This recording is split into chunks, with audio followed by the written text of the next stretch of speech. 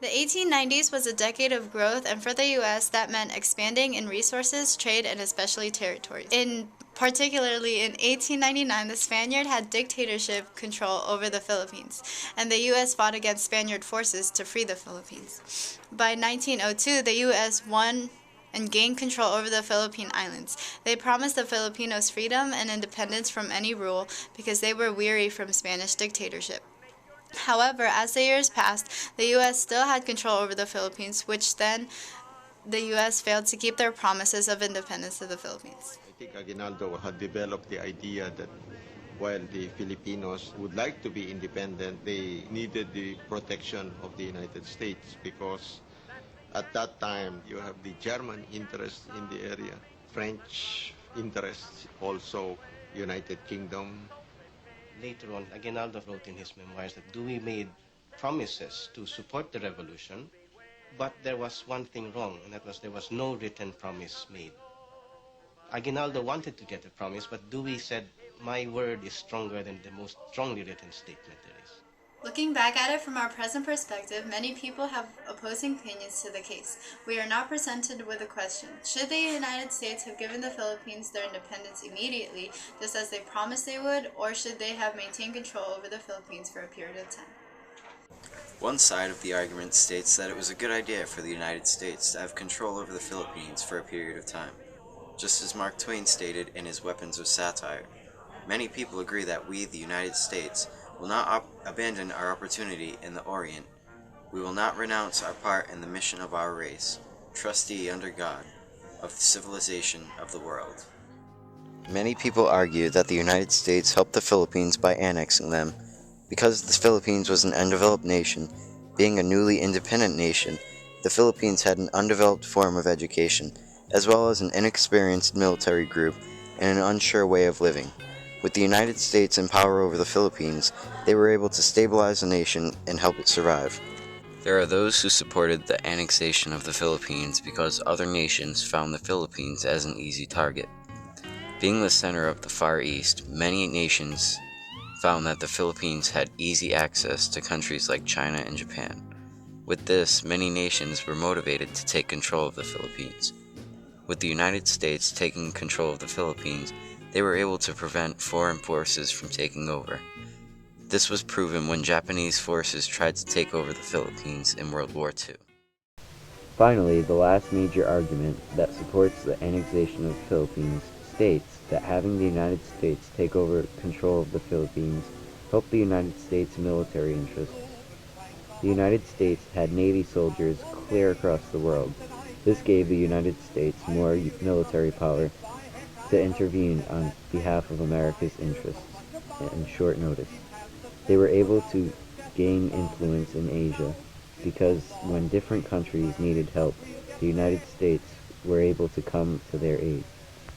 Though there are many reasonable arguments that support the annexation of the Philippines, there are also opposing arguments that stand up in favor of the Philippines. Mark Twain was a leading anti-imperialist at the time, and he expressed his opinion of the annexation in America again. Chicago Tribune in New York, October 15, 1900.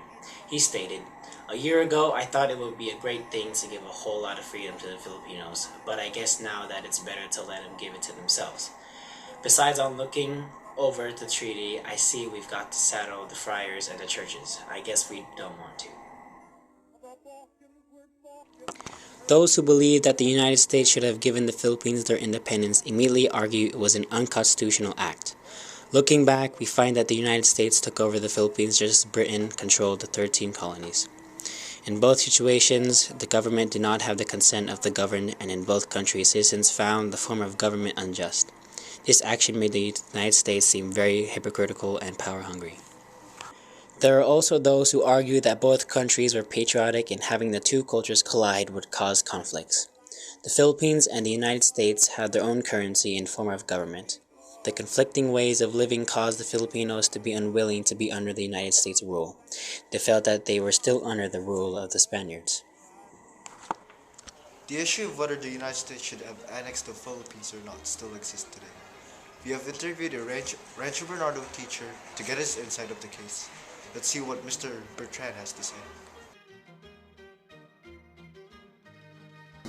Well, I think it started with the Spanish-American War, where the U.S. was trying to contain foreign imperialism. Yet at the same time, we began our own form of imperialism. So I feel after we had, driven out the Spanish out of different areas of the Philippines, Puerto Rico, Cuba, Hawaii, we realized that the strategy is now, in a sense, owning the Pacific and parts of the Caribbean. So I think the annexation was realizing what a benefit of having the Philippines in that region would be, since there was a lot of control from British, French forces as well, and then obviously the rise of Japanese imperialism as well.